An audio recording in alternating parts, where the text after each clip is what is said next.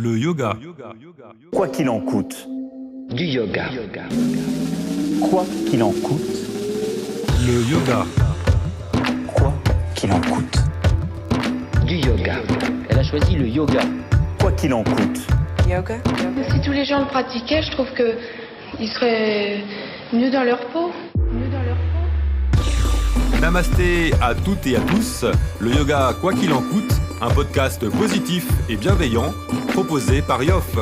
C'est une expérience tout à fait passionnante que nous vous proposons de suivre maintenant. Des interviews de personnes pour qui le yoga est rentré dans leur vie, des méditations, de l'hypnose et des exercices de respiration. Le Viparita Karini est une posture de repos qui apporte détente et lucidité. De quoi aller mieux, des tips, des livres, des recettes véganes ou pas. Ce qui est important, c'est l'attitude intérieure. Le yoga, quoi qu'il en coûte, Quoi qu'il en coûte. c'est ici et maintenant. Bonne écoute. Le yoga, snobisme, curiosité. Bonjour à toutes et à tous pour un nouvel épisode du yoga, quoi qu'il en coûte, où cette fois-ci j'ai le plaisir de interviewer et retrouver une vieille connaissance avec qui on avait enregistré 1, 2, et là c'est le 3e épisode par rapport à la création d'un lieu. Céline, bonjour. Bonjour tout le monde. Comment ça va ? Ça va très bien, merci. Alors pour mémoire, on avait fait un premier enregistrement sur l'idée de créer un lieu, la conception, les plans un peu, les grandes lignes. L'épisode 2, la conception, là je l'ai réécouté tout à l'heure, c'était le bâti, la charpente, des problématiques dures de dur, avec des choses un peu plus l'aménagement qui se mettait en place. Et là surtout, ce qu'on va voir ensemble, c'est l'ouverture qui a eu lieu donc en juin 2024, c'est ça ? Oui. Et puis ce qui est prévu pour 2025. Donc pour mémoire, c'est un lieu près de Poitiers, tu pourras repréciser, un lieu de ressourcement, yoga mais pas que, un peu éco-conçu. Moi j'ai en tête la piscine, le bassin, parce que tu disais pas piscine, tu voulais absolument dire bassin. Oui. Bon, tu limites pourquoi tu me diras pourquoi. Le potager, savoir si les légumes ont poussé. Est-ce que les tiny house sont confortables et surtout qu'est-ce que tu as fait des 100 mètres carrés de salle pour pratiquer le yoga ? Par où tu veux commencer ? Comme vous voulez, si tu veux, on peut commencer par le week-end d'ouverture. Comment ça s'est passé ? Alors du coup, on a ouvert le dernier week-end de juin, c'est-à-dire qu'on a ouvert le 29 juin 2024. C'était un super week-end. Ça s'est extrêmement bien passé. On a travaillé d'arrache-pied les 10 derniers jours en non-stop pour vraiment tout préparer et on a réussi à ce que tout soit prêt, mais on a travaillé jusqu'à la veille vraiment de l'arrivée de nos invités. Ça a commencé, donc certaines personnes sont arrivées dès le vendredi soir pour un petit buffet, notamment certaines personnes qui venaient de Paris ou d'ailleurs de la région. Et puis, on a commencé dès 9h le samedi matin avec un premier cours de yoga. Et tout le reste du week-end s'est déroulé. On a eu un peu plus de 8 intervenants qui sont venus et qui ont organisé une constellation familiale, un travail autour de l'hypnose, de l'astrologie. On a aussi eu un atelier d'art-thérapie, un atelier d'écriture, une initiation au Reiki. Et voilà. Et puis après, le samedi, on a eu un petit cocktail pour nos partenaires, pour toutes les personnes qui étaient invitées, pour toutes les personnes qui ont travaillé avec nous. Et on avait organisé un comedy club. Donc on a quatre humoristes qui sont venus, qui ont fait tout un spectacle autour de comment rire à travers, par rapport au yoga, au bien-être. Donc ça, c'était génial. Et puis, on a eu beaucoup de monde, on a eu beaucoup de personnes, un peu plus d'une centaine de personnes qui sont passées, qui sont venues dans le week-end. On a eu 70 personnes qui ont participé aux activités, donc c'était vraiment super. Tout le monde a découvert le lieu, a découvert le jardin, le bassin, mais également tout ce qu'on pouvait y faire. Et puis ça a été 2 jours intenses, mais on était très contents de cette ouverture. Ouais, une première question, les comiques, tu les connaissais? J'ai un ami qui fait du stand-up. Du coup, j'avais demandé que ce soit lui qui fasse le spectacle et il a été adorable. Il a organisé tout un comedy club avec du coup des humoristes de Poitiers qui ont un comedy club sur Poitiers et du coup qui sont venus le réaliser au Buis. Et on peut voir les sketchs sur le yoga? Je pense que oui, Ça m'intéresserait. ouais, je vais leur demander, mais Bah, je pense écoute, qu'ils seront, On pourra mettre les descriptions, ouais, avec grand plaisir. voir comment on se moque de la discipline, ou du moins un regard extérieur, comment voilà. Ouais, je vais leur demander s'ils ont des vidéos, mais ouais, avec grand plaisir. Ça peut être sympa à voir Mm. quand on se moque de nous. Tu as dit que tu avais fait des travaux la veille, ce qui est plutôt classique dans tout événement. Mm. Mais est-ce qu'il y a eu des imprévus entre... alors, je crois on discutait, je t'ai interviewé il y a un an, donc en mars, le 24. Est-ce qu'il y a eu des grosses problématiques entre avril, mai et l'ouverture? Des choses vraiment... Si, pour être dans le drama, est-ce qu'il y a vraiment des choses où tu dis, zut, ça marche pas et magie, ça a fonctionné le jour J? On a une Tini qui nous a été livrée cassée. Au moment où elle est arrivée, dans les transports, il y a des choses qui se sont cassées. Donc ça, on a dû le faire très rapidement avant l'ouverture. On a eu des problèmes avec la pelouse. En fait, il faisait très moche l'année dernière. Je sais pas si tu te souviens. Et du coup, la pelouse ne poussait pas. Donc on s'était dit que le jour de l'ouverture, on n'aurait pas de pelouse et que ce serait juste un champ de terre. Donc on a eu un petit coup de stress là-dessus. Il y a eu aussi le bassin. Elle est venue la pelouse? Elle est venue la pelouse. D'accord. Vraiment très très limite. Est-ce qu'il y a eu des incantations ou des chants chamaniques? On a tout fait. Non, mais quelle est la technique la plus...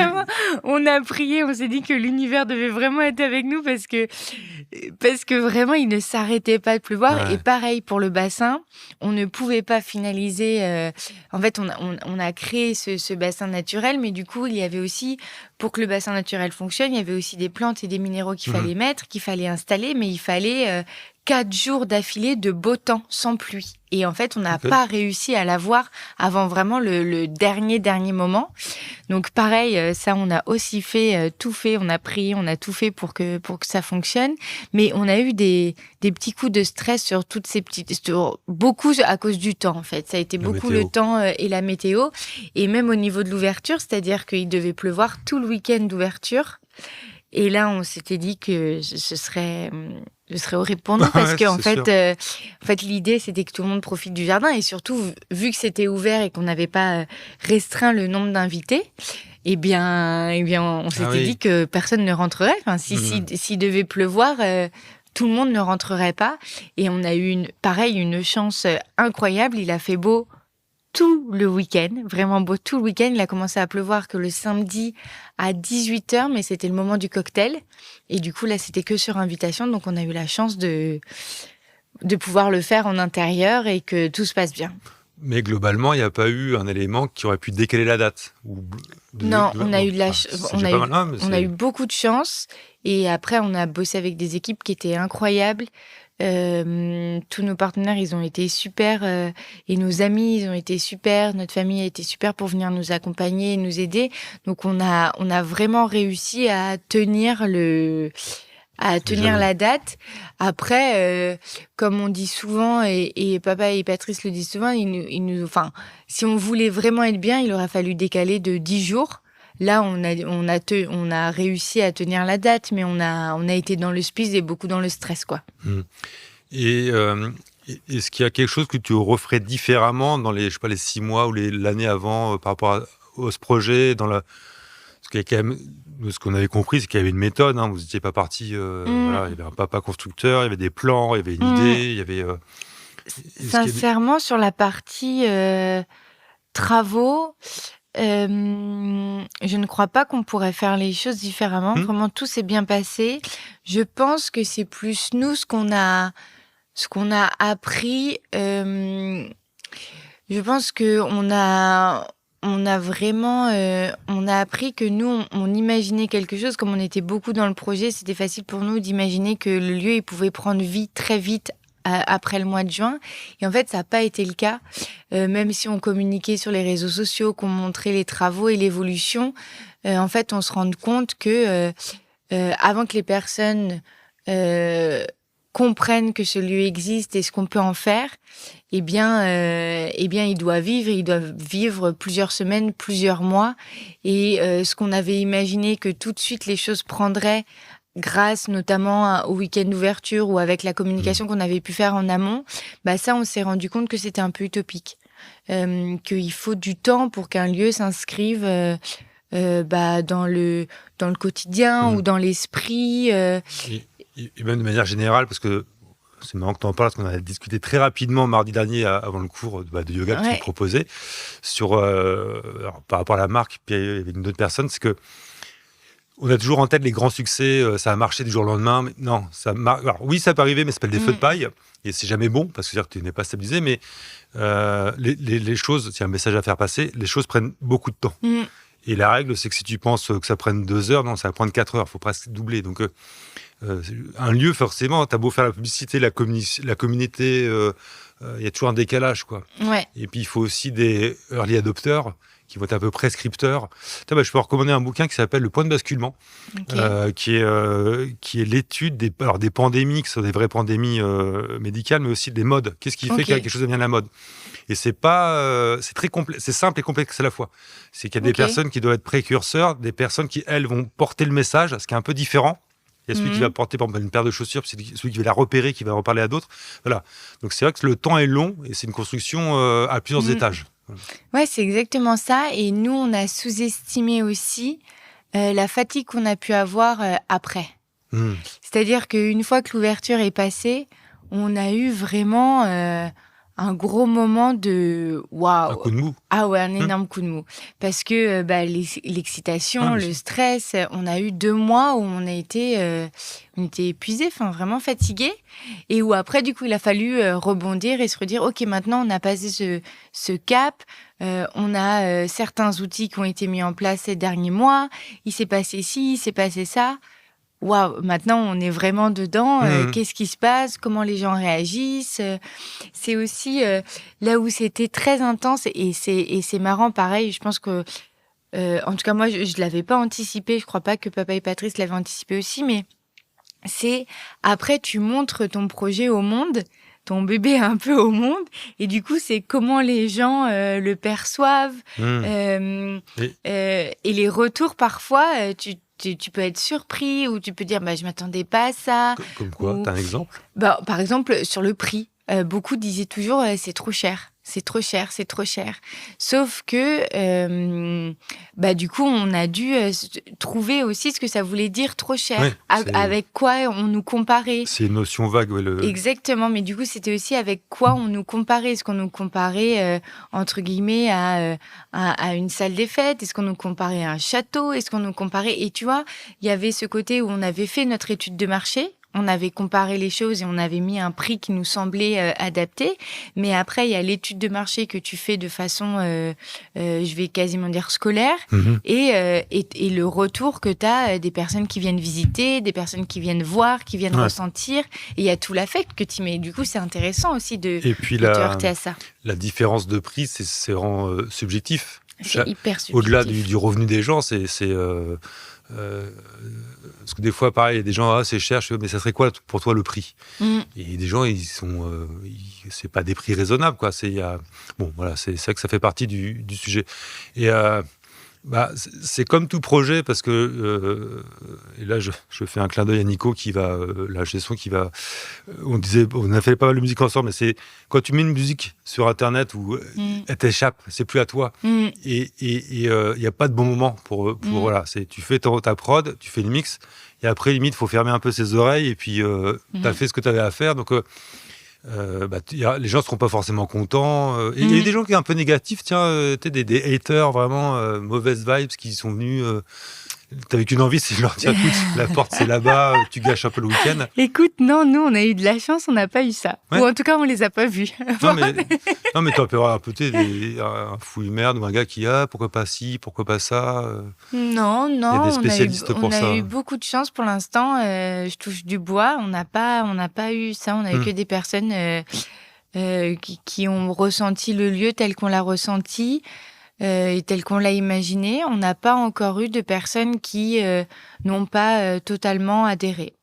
On On a eu des personnes même femmes, pire que mais ça, pas... des gens qui seraient venus et puis en mode négatif, quoi, qui auraient Non, pu, non, on n'a pas eu. Parfait, bah, c'est cool. Franchement, on n'a pas eu. Pour l'instant, pour le moment, on n'en a pas rencontré encore. Donc, tant mieux, Non, bah, après, au long cours, il y en aura sûrement, mais sûrement. sur les premiers jours, s'il y a des gens comme ça qui viennent un peu, tu vois, Non, on a eu de la proposer, chance, bah, c'était tant bien mieux. accueilli. Ouais, Ouais, parfait. on a eu beaucoup de chance. Et donc là, la premier week-end, il a fait beau. Après, dans le mois de juillet, août, bon, c'était après, pas terrible. C'était pas GG. Hein. Ouais, non, c'était pas génial. Il y avait un potager. Est-ce que vous n'avez pas eu quand même faire des légumes et des fruits? Oui, c'est bon, le potager reprend vie cette année. Et d'ailleurs, sur les ateliers ou les week-ends qu'on a pu faire entre cet automne et cet hiver, on a même utilisé certains des légumes, tout ça. Donc oui, ça fonctionne.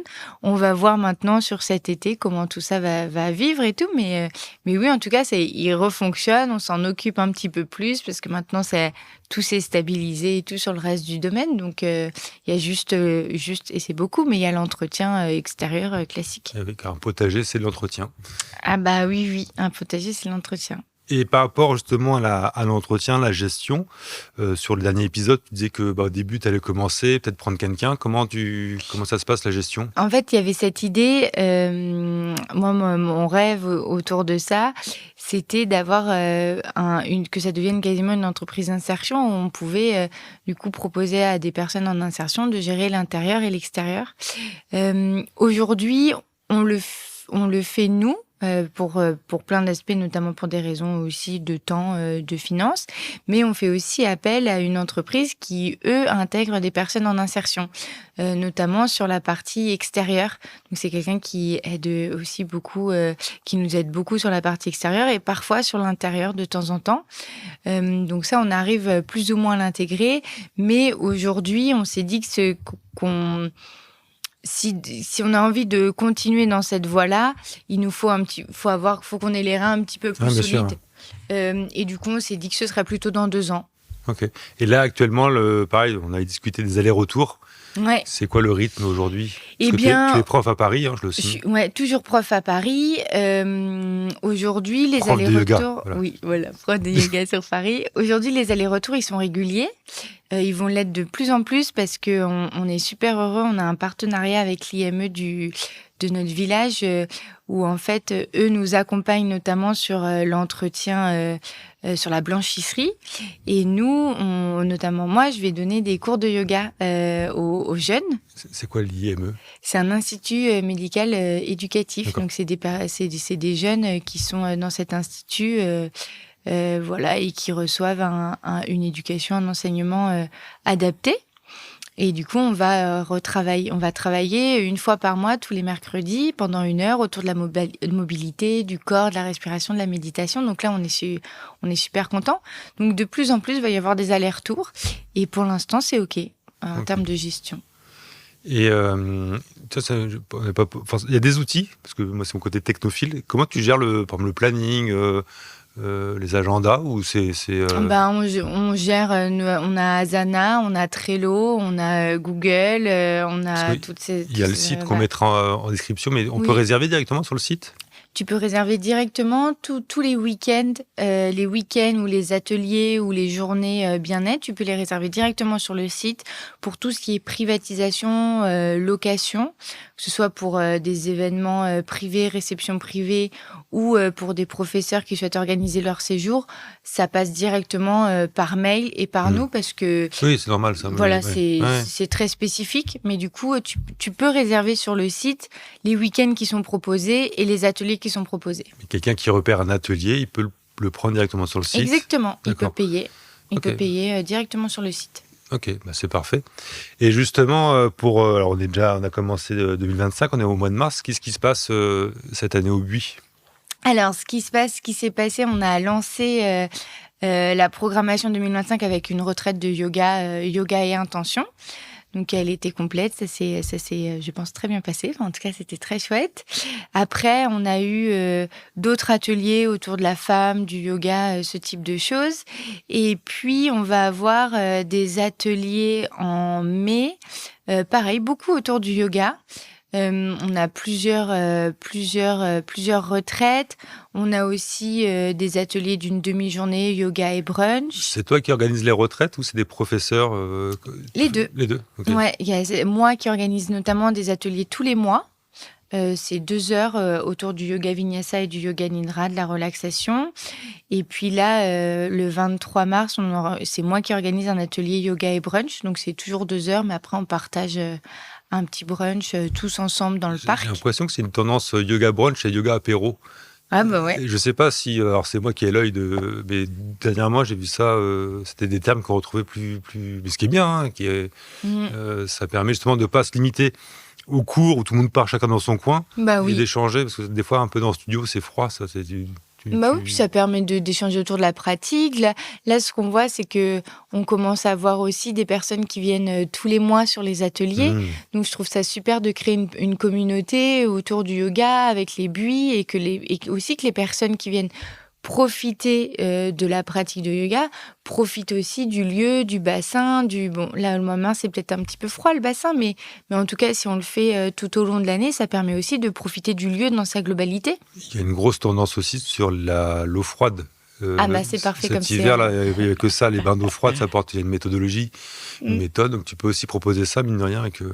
Très bonne idée, parce que là, pour le coup, c'est pas chauffé le bassin naturel. T'as pas vu passer ces images-là Non. C'est des gens, ils sont dans l'eau à la montagne. Ouais. Après le ski, là, et une petite piscine en bois. Ah oui, bah écoute, génial. Bah, nous, on peut tout faire. D'accord.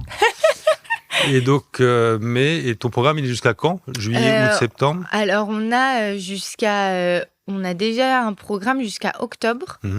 On a une retraite de méditation aussi en août. Donc là, c'est plusieurs jours. C'est sur 5 jours, si je ne me trompe pas.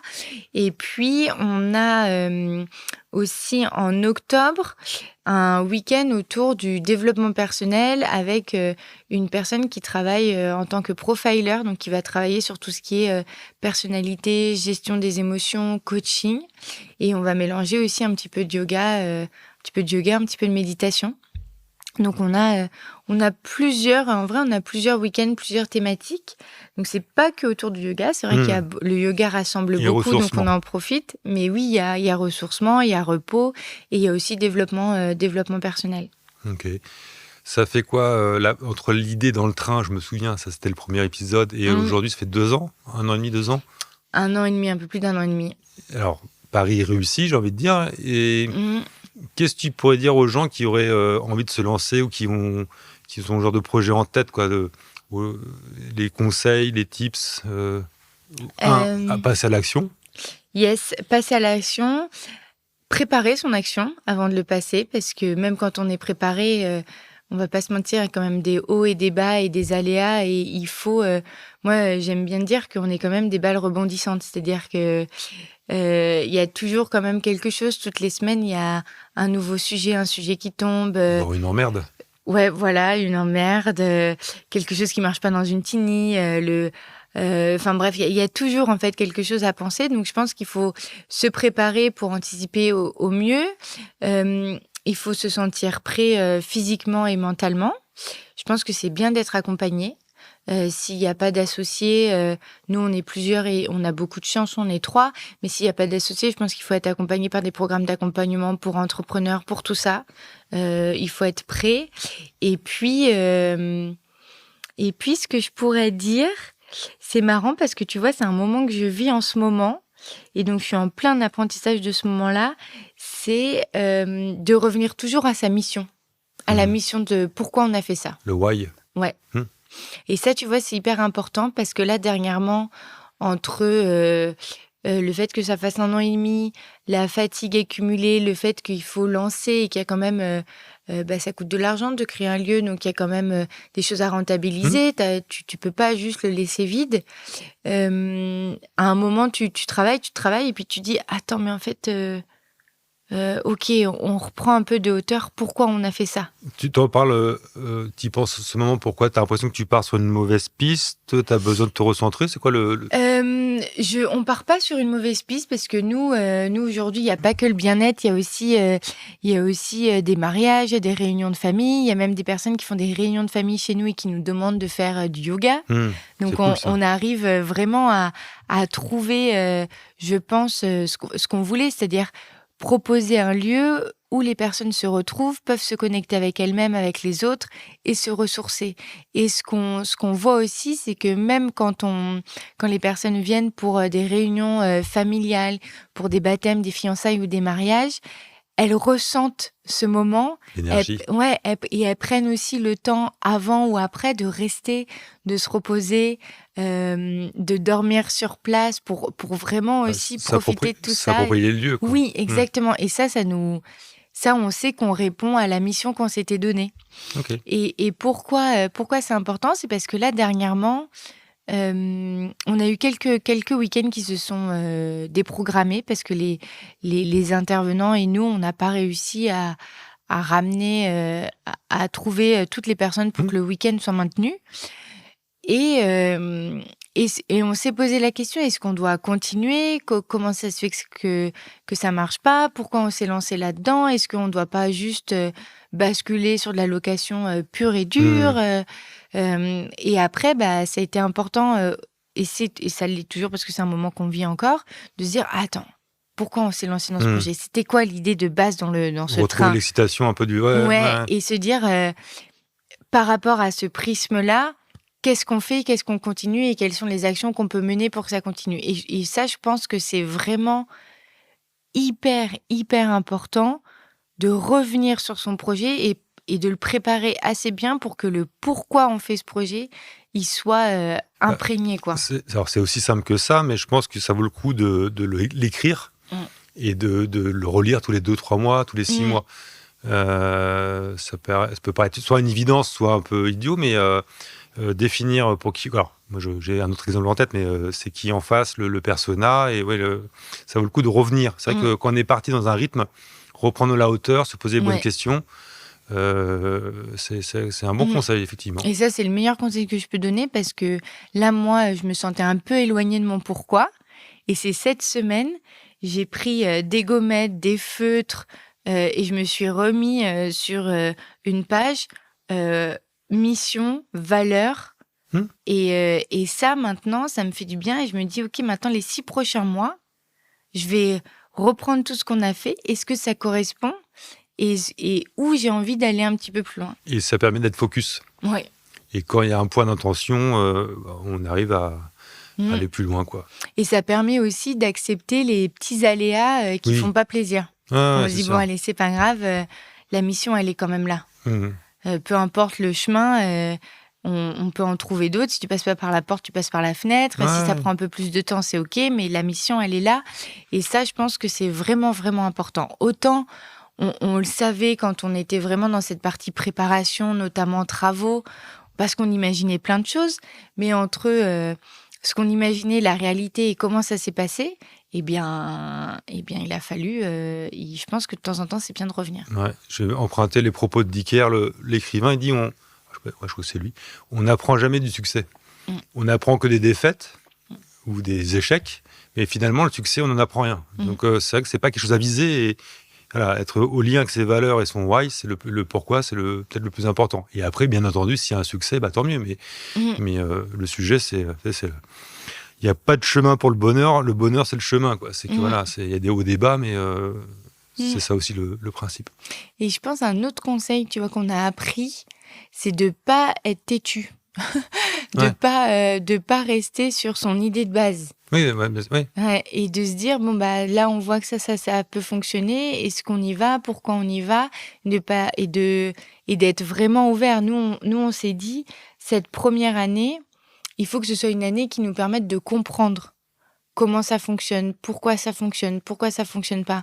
Donc, on a testé plein de choses. On a imaginé plein de choses.